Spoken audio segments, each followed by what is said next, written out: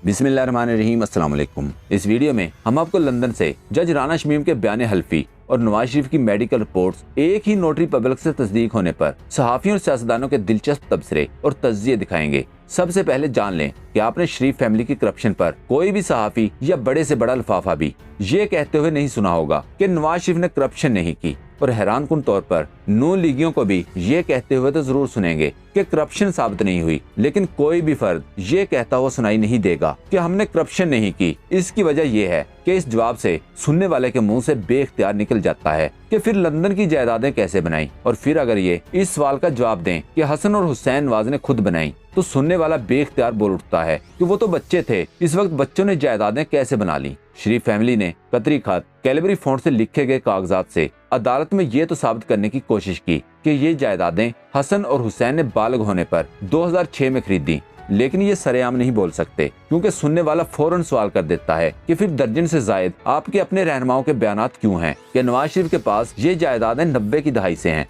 और 2006 में trust deed कैलबरी font में कैसे लिख ली। शरीफ फैमिली इन जायदादों को छुपाती क्यों रही? मेरी लंदन तो क्या पाकिस्तान में भी कोई जायदाद नहीं क्यों कहा? अगर इनके और इनके दानिशवरों के बयानात का जायजा लें तो ऐसा लगता है कि इनका मसला ये है कि ये सोचते हैं कि बेशक इन्होंने करप्शन की थी, लेकिन ये फैसला इनके खिलाफ बगैर दबाव के नहीं आ सकता था। जिस तरह जरदारी और पीपल्स पार्टी वाले खुली करप्शन के केसेस से साफ बच निकलते हैं, इसी तरह इन्होंने भी बचकर निकल जाना था। इसीलिए मरीम नवाज ने आज तक अपनी बेगुनाही नहीं बल्कि दबाव साबित करने के लिए पूरा जोर लगा रखा है। इसके लिए कभी वो अरशद मलिक की नून लीग की खुद बनाई गई वीडियो और कभी शौकत सिद्दीकी की तकरीर से अल्फाज निकाल कर अपने लिए इस्तेमाल करते हैं, और जस्टिस फैज ईसा जिनकी अब तक अपनी मनी ट्रेल सामने नहीं आई, इनके जरिए दबाव साबित करने की कोशिश की जाती है। लेकिन हर बार इनकी बात में वजन इसलिए दिखाई नहीं देता कि ये खुद अपनी बेगुनाही का एक भी सबूत पेश नहीं कर सके। इस बार इन्होंने साबिक जज गिलगित बल्तिस्तान राना शमीम को इस्तेमाल किया, जो खुद इस वक्त लंदन में नवाज शरीफ के पास बैठे हैं। राना शमीम ने नोटरी पब्लिक के जरिए बयान जमा करवाया कि जस्टिस साकिब निसार ने मेरे सामने गिलगित बल्तिस्तान में बैठकर मेरे साथ चाय पीते हुए फोन पर जजेस को नवाज शरीफ की जमानत न लेने का कहा था, जबकि साबिक जस्टिस साकिब निसार ने कहा कि इसने मुझसे ओहदे की तोसी मांगी थी जो मैंने मुस्तरद कर दी थी, और अब वो इसी दुश्मनी में मेरे हवाले से सफेद झूठ बोल रहे हैं। और अदालत ने भी इस पर नोटिस लेते हुए खबर छापने पर जंग ग्रुप के निसार अब्बासी और जज राना शमीम वगैरह को फौरी तौर पर तलब कर लिया है। पहले इस पर शहबाज गिल का एक क्लिप देखें। ये जो आज शगुफा नया छोड़ा गया और रात मरियम सफदर साहबा ने ट्वीट किया, उसके बाद ये नून लीग का पुराना वतीरा है कि एक ऐसे मीडिया हाउस, मेरे से तो वो वैसे ही बहुत प्यार करते हैं और मेरा उनसे प्यार है भी, उनकी ये नौवीं झूठी स्टोरी है शरीफ बरादरान की। अगर वो चाहेंगे तो वो मुझे बुला लें, आज मैं 9 की 9 जो झूठी स्टोरीज उन्होंने शरीफों पे की हैं, वो उनके तमाम जो बड़े बड़े पंडित हैं उनके बैठे हुए मीडिया हाउस में, उनके नामों के साथ वो स्टोरीज दिखा दूंगा, और जिनमें से बहुत सारी बाद में बाउंस हुई। तो ये वही अटॉर्नी जनरल है, नोटरी पब्लिक है, जिसने नवाज शरीफ की डॉक्यूमेंट्स को नोटराइज करता है, वही जज शमीम के जो डॉक्यूमेंट है, एफिडेविट है जाली, उसको नोटराइज करता है। तो ये पता किया जाए ये किसके कहने पे वहां गए, इतनी देर के बाद ये ख्वाब क्यों आया, ये भी पूछा जाए कि किसके खर्चे पे लंदन में बैठे हुए हैं, और जैसे चौधरी साहब ने कहा 2015 में ये किस तरह वहां जज बने। इस पर फवाद चौधरी का एक क्लिप देखें।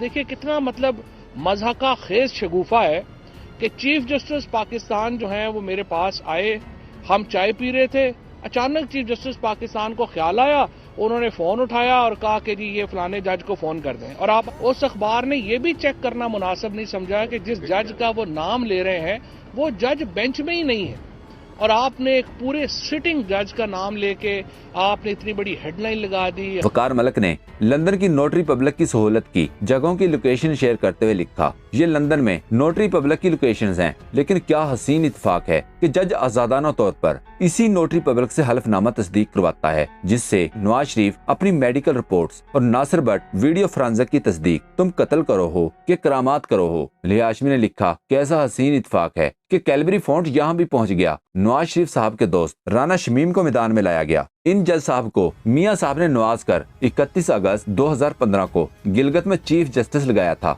आज इस मेहरबानी की कीमत वसूल कर ली। लिया हाशमी ने अपने एक और ट्वीट में लिखा, भाई वाह, राना शमीम जिस जज का नाम लेकर शोर मचा रहे हैं, इनको चीफ जस्टिस साकिब निसार ने कहा था कि नवाज शरीफ और मरियम को इलेक्शन से पहले रिहाई न देना। वो जज साहब इस बेंच का हिस्सा ही नहीं थे। जो अदलिया दूसरों से कुरान पर हल्फ लेती है, इसका अपना हाल ये है कि मनपसंद तोसी ना मिले तो कौमी मुजरिमों से जा मिलते हैं। क्योंकि राना शमीम का जो ताल्लुकात हैं वो भी बड़े वाज़ेह हैं। उनका ताल्लुक जो है वो जो राना मकबूल XIG थे, जो PMLN के सेनेटर हैं, हाँ। उनके वो वकील रह चुके हैं।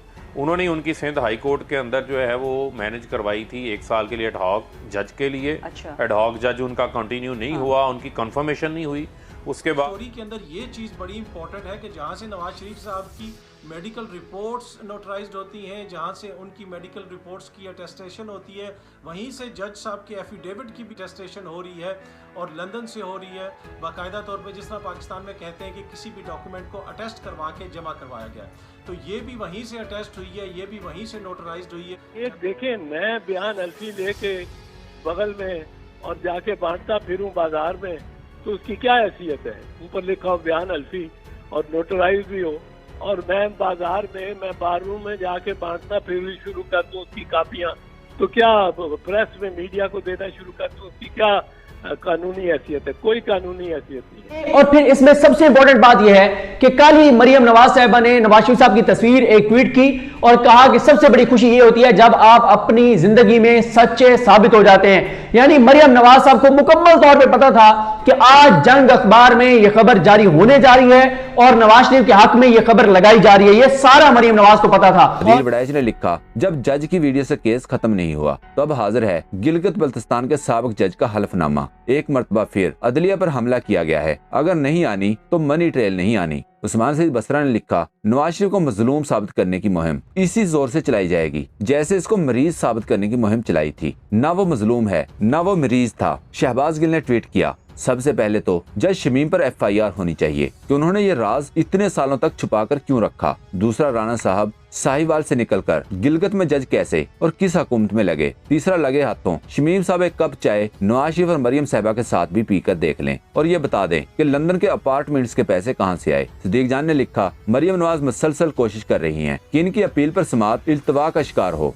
शरीफ फैमिली की ख्वाहिश और कोशिश है कि जस्टिस काजी फैज ईसा साहब जब चीफ जस्टिस ऑफ पाकिस्तान बने तब जाकर मरियम नवाज के केस का फैसला हो। एक सोशल मीडिया सारफ अक्सर ने लिखा, गुड़िया वीडियो सेंटर नाम है इतमाद का। जस्टिस शमीम का ताल्लुक साहिवाल पंजाब से है। 2015 में नवाज शरीफ ने चीफ जस्टिस गिलगित बल्तिस्तान लगाया। आज लंदन में वहीं बैठकर वैसे ही बयान हल्फी जारी किया जैसे ये लोग जज अरशद मलिक से चाहते थे, लेकिन जज अरशद मलिक ना माना। इसकी वीडियो निकाल दी थी। मरियम नवाज का ये तारीखी क्लिप देखें। रिकॉर्डिंग्स भी हैं आपके पास, कुछ थोड़ा सा डिटेल ना बताएं, थोड़ा सा बताएं क्या कि कौन से लोग हो सकते हैं, एरियाज बता दें। मैं सिटिंग जजेस की रिकॉर्डिंग और जो उनके भी नाम है और ये जज साहब जो है ना अरशद मलिक साहब, उन्होंने खुद दिए। अरशद मलिक ने खुद आपको दी है रिकॉर्डिंग की थी अरशद मलिक साहब ने, क्या रेंज उन्होंने की थी?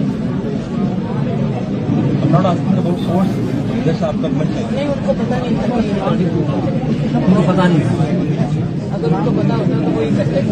और एतजाज हसन साहब कई मौकों पर एतजाज हसन साहब ने बात कही कि जब से अरशद मलिक की ऑडियोज और वीडियोज आई हैं, अगर शरीफ खानदान ये समझता है कि उन ऑडियोज और वीडियोज की बुनियाद पे वो बरी होना चाहिए उनको, तो उसके बाद से नवाज शरीफ जितना भी अरसा कैद में रहे उसका जिम्मेदार खुद शरीफ खानदान है, क्योंकि उनको वो ऑडियोज और वीडियोज जाके हाई कोर्ट में रिकॉर्ड पर रखनी चाहिए थी, अदालत में रखनी चाहिए थी। लेकिन उन्हें भी पता था कि वो डॉक्टर थी, वो एडिट शुदा थी, उनको पता था कि वो साबित नहीं कर सकते, इसलिए नासिर भट्ट भी पाकिस्तान से भाग गए, वो भी पाकिस्तान आने को तैयार नहीं है। इन्होंने भी वो ऑडियोज और वीडियोज नहीं रिकॉर्ड पर रखी। मरियम साहबा कहती है मेरे पास थी नहीं, मुझे दिखा के और वो जिस बंदे के पास थी वो ले गया।